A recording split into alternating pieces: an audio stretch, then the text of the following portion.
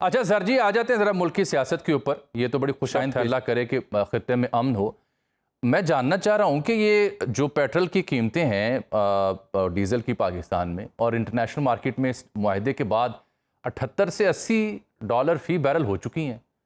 तो हज़रत आप किस चीज़ का इंतज़ार कर रहे हैं? कोई अवाम को भी रिलीफ इन रियल ट्रांसफ़र करें, कोई उम्मीद दें अवाम को कि हाँ, गिरती कीमतों के बाद यहाँ भी पेट्रोल डीज़ल की कीमतों में कमी होगी। कोई इस बारे में वज़ीर आज़म काबीना में कोई गौर हो रहा है या बेखबर हैं सब? नहीं जी, बिल्कुल बेखबर नहीं है और गौर बिल्कुल हो रहा है। आपको पता है कि ऑस्टेरिटी मेजर्स चल रहे हैं और हर जुमे वाले दिन उन कीमतों का रिव्यू भी किया जाता है। अभी देखें 3 से 4 दिन पहले ₹4 और ₹2 ₹4 पेट्रोल में और ₹2 डीज़ल में कमी आई। ये आलमी कीमतों को देखते हुए ही की गई थी और इसके बाद अभी भी अगर आप देखें तो कल जुमे का दिन है, जुमातुल मुबारक है और वो रिव्यू किया जाएगा क्योंकि वज़ीर आज़म का अपनी अवाम से ये वादा है और पाकिस्तानियों से वादा है कि जैसे ही आलमी मंडी में कीमतें कम होंगी, उसका फ़ायदा फ़िल फ़ौर जो है पाकिस्तानी अवाम और पाकिस्तानी कौम तक पहुँचाया जाएगा और इंशाल्लाह आप देखेंगे कल जुमा है, आलमी मार्केट में जिस तरह तेल की कीमतें कम हो रही हैं और इसका फ़ायदा जो है वो इंशाल्लाह इसके समर पाकिस्तानी अवाम तक भी पहुँचेंगे। तो कल रिव्यू है कीमतों का और मैं उम्मीद भी करता हूँ और बिल्कुल इसको पेट्रोलियम डिवीज़न देख रही है। उसको देखते हुए जो भी ठीक। पॉसिबल सिग्निफिकेंट डिक्रीज हुई। मैं आपको सिग्निफिकेंट का लफ्ज़ इसलिए इस्तेमाल कर रहा हूँ हुँ, क्योंकि ख़ासी कीमतें नीचे आएँगी हुँ। और आप देखेंगे कि उसका फ़ायदा पाकिस्तानी अवाम, पाकिस्तानी कौम तक अल्लाह करे, पहुँचेगा। अल्लाह करे। बिलावल भुट्टो ज़रदारी साहब आज पार्लियामान से मुखातिब थे। मैं अब ज़रा गिलगित बल्तिस्तान में हुकूमत साजी क्यों नहीं हो रही, आज़ाद कश्मीर में जो जॉइंट एक्शन कमेटी का मामला है, मुहाजिरीन की नशिस्तें और दीगर मामला पे बात करना चाह रहा हूँ। लेकिन उस पे आने से पहले सर, ये कोई 4-5 दिनों से बड़ी खबर गर्म है कि काबीना में रद्द-ओ-बदल होने जा रहा है। किस सतह पर रद्द-ओ-बदल की तवक्को है और वाक़ई ये खबर दुरुस्त है और क्यों का ज़रूरी है? देखिए, मेरे इल्म में तो ये खबर नहीं है अच्छा। और मैं समझता हूँ कि सबसे पहली बात कि जो टीम का कप्तान होता है और हुँ, वो वज़ीर आज़म हैं। अब ज़ाहिरी बात है वो उनका इस्तेकाक है, उनका प्रेरोगेटिव है कि वो अपनी टीम में किसको रखें, किसको जो है किस जगह पे वो खिलाएँ और कौन-सा वो पोर्टफ़ोलियो दें। वैसे अगर आपको मैं ये बताऊँ तो कंटीन्यूअसली वज़ीर आज़म साहब जो हैं वो परफ़ॉर्मेंस को जो है वो इवैल्यूएट कर रहे होते हैं मुख्तलिफ़ वज़रा की, मुख्तलिफ़ मिनिस्ट्रीज़ की और वो एक ऑनगोइंग प्रोसेस होता है और वो चलता रहता है। इसीलिए वो जो भी बेहतर समझेंगे, जो उनका इस्तेकाक है कि अपनी टीम में किसको रखना है, किसको लाना है, किसको कहाँ पे, किस स्टेज पे खिलाना है, या कौन-सी ज़िम्मेदारी देनी है, तो ये उनका इस्तेकाक है और वो अपनी टीम का एक बेहतर फ़ैसला करते हैं, जब भी करते हैं।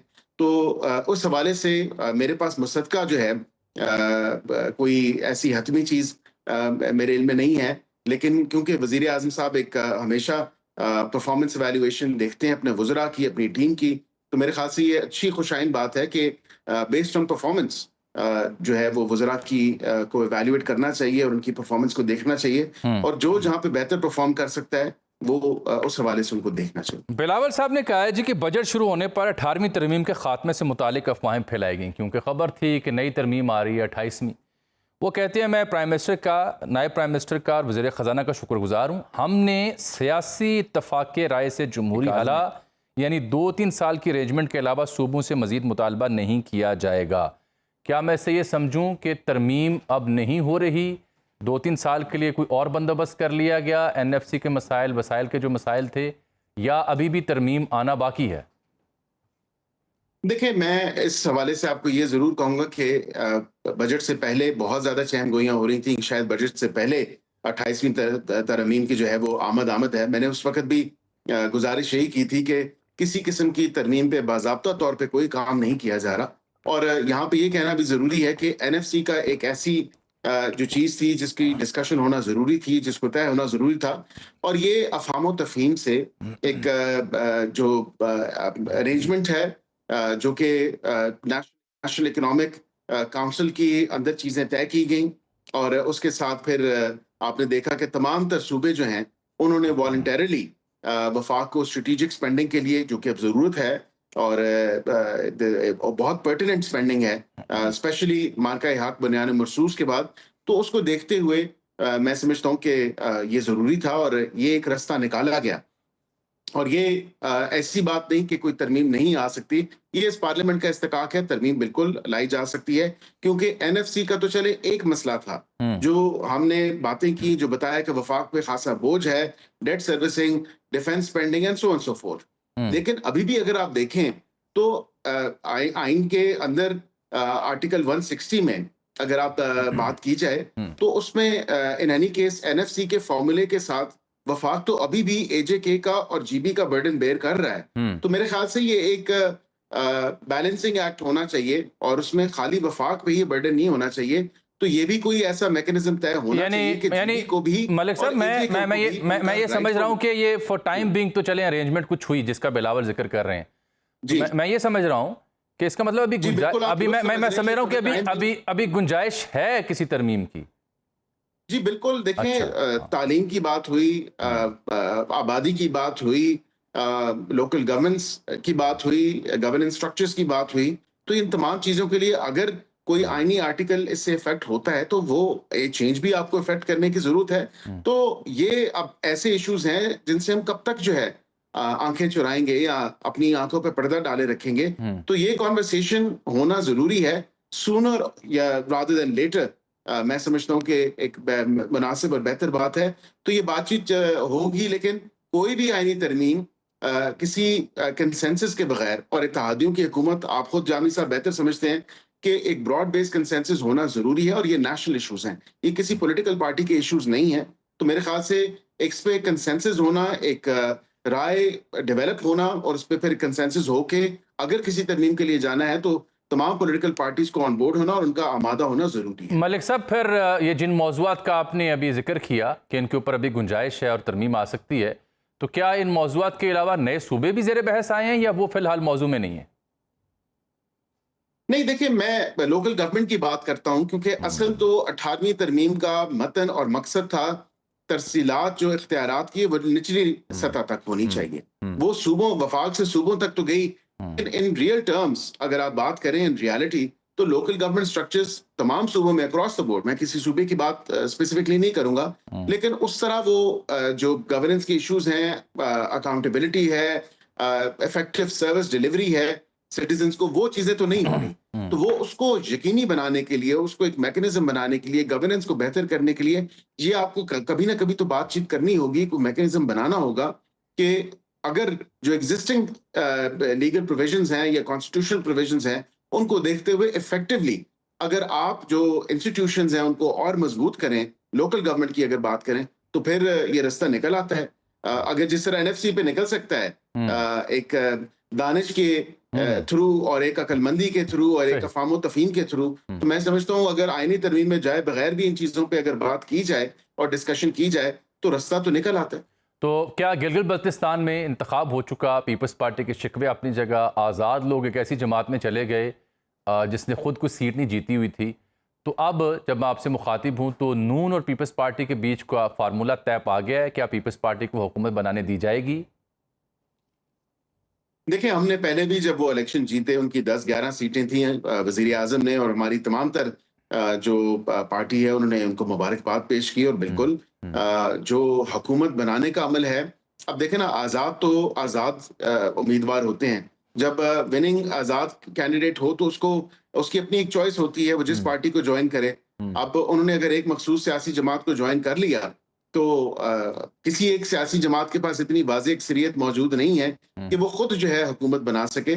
तो इसका अभी देखने की जरूरत है कि पीपल्स पार्टी के पास सबसे ज्यादा सीटें मौजूद हैं, तो अच्छी बात है, पीपल्स पार्टी ही पहल करे, वो हुकूमत साजी करे। उसमें अगर कोई बातचीत होती है किसी हवाले से, जिस तरह देखें वफाक में हम इत्तेहादी हैं, अगर वहां पे इत्तेहादी होने के अलावा से हवाले से कोई बातचीत हो तो बिल्कुल इस पे बातचीत हो सकती है, लेकिन प्रिलिमिनरी डिस्कशन हुई है। अब वो आगे किस तरह शेप अप होती है, क्या एक अंडरस्टैंडिंग होती है, तो वो देखें किस तरह वो पैन आउट करेगी। मलिक साहब, बड़ा सेंसिटिव इशू है जो आज़ाद कश्मीर की सूरत हाल है। ज्वाइंट एक्शन कलदम करार पाई, उनके मुतालबात हैं, एहतजाज और जिस तरह से जलाओ घरा हुआ वो अपनी जगह है। लेकिन आज बिलावल जब बोले हैं तो उन्होंने कुछ हल तजवीज़ किया है। वो ये कहते हैं कि मुहाजरीन की नुमाइंदगी और उनके वोट को तहफ़्फ़ुज़ इस तरह दें कि आज़ाद कश्मीर के इंतखाबात के नताइज के तनासुब से नुमाइंदगी मिले। और क्या ये तजवीज़ काबिल अमल है, यानी वो प्रोपोर्शनल बात कर रहे हैं रिप्रेजेंटेशन की? देखिए, वो ऑलरेडी सीटें जो है वो प्रोपोर्शनल रिप्रेजेंटेशन को रिफ्लेक्ट करती हैं, और ये नहीं हो सकता जब आप इलेक्शन शेड्यूल अनाउंस हो चुका। 27 जुलाई जो है वो इलेक्शन कमीशन आज़ाद कश्मीर की जो है उन्होंने वो डेट दे दी। अब वो तमाम तर चीज़ें हो गई, पार्टीज़ ने अपने कैंडिडेट्स को टिकट्स जारी कर दी। तो मेरे ख़्याल से ये बाद में तो बात हो सकती है, लेकिन फिल वक़्त इन स्ट्रिक्ट कॉन्स्टिट्यूशनल लीगल टर्म्स में आपको ये ज़रूर कह सकता हूँ कि अभी वो शेड्यूल जो आया है, उसी को फ़ॉलो करने की ज़रूरत है।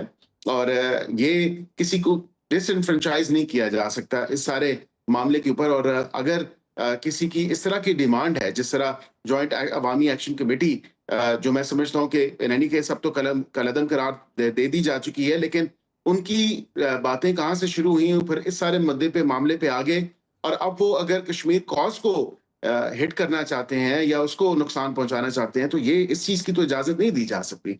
देखें, दिहाइयों से जो है वहाँ के जो महाजरीन हैं, उनकी कुर्बानियां हैं, कम से कम उनको तो अकाउंट फॉर करने की जरूरत है। उनको तो कम से कम किसी जगह जो है आप किसी खाते में डालें। और ये कब से मामला चला आ रहा है, ये आज की बात नहीं है। ये जो उनकी रिप्रेजेंटेशन रेफ्यूजी सीट्स की है, महाजरीन की, तो ये तो कब से रिफ्लेक्ट कर रही है विद इन वाई इन 2026। ये तो बात पहले होती ना, मामला पहले उठाया जाता। और ये इलेक्शन कब से हो रहे हैं, ये आज से तो नहीं हो रहे।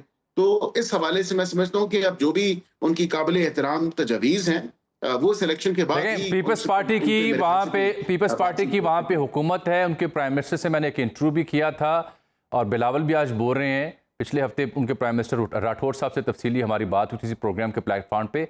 उनकी क़यादत पीपल्स पार्टी की जो वहाँ पे गवर्नमेंट लीड कर रही है, वो ये समझते हैं कि कलअदम करार देने के बावजूद मुज़ाकरात हो सकते हैं। और आज बिलावल कह रहे हैं कि कौमी सतह पर इत्तेफाक़ी राय पैदा करने की कोशिश करेंगे। लेकिन नून लीग शायद, मुझे लगता है कि इससे मुत्तफिक नहीं है आपकी हुकूमत। देखें जामी साहब, बहुत सिंपल सी बात है। 38 डिमांड उन्होंने रखी, उसमें से 35 और 36 डिमांड्स हैं वो उनकी कंप्लीट हो गई, वो मानी जा चुकी। आटे से, बिजली से, पानी से वो शुरू हुए, और वो तमाम तर बातें उनकी मानी गई। लेकिन फिर उसके बाद आके आप अगर इस तरह की बात करें कि 12 सीटें, देन ये बताएं ना कि जॉइंट अवामी एक्शन कमेटी कौन है?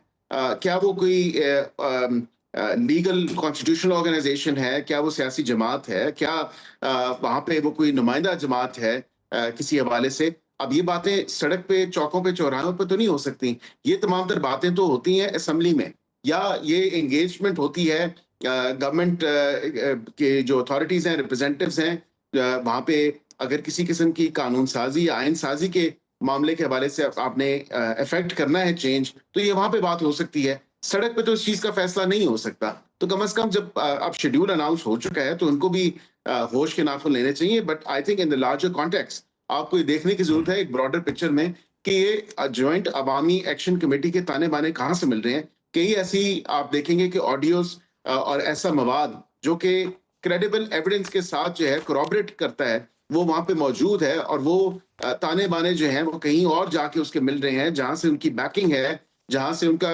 कनेक्ट है, जहां से उनका कांटेक्ट है। वो तमाम तर चीजें जो हैं वो आपको कहीं और पॉइंट कर रही हैं। तो कम से कम इस चीज को इस हवाले से भी देखने की जरूरत है, because it's not that simple. यहाँ पे देखें कि उनके राब्ते किनके साथ हैं, वो करना क्या चाह रही हैं। अगर इंतशार फैलाने के हवाले से वो किस किस हद तक जा रहे हैं, तो फिर उसको ये तो नहीं कहा जा सकता कि उनको खुली छूट दे दी जाए।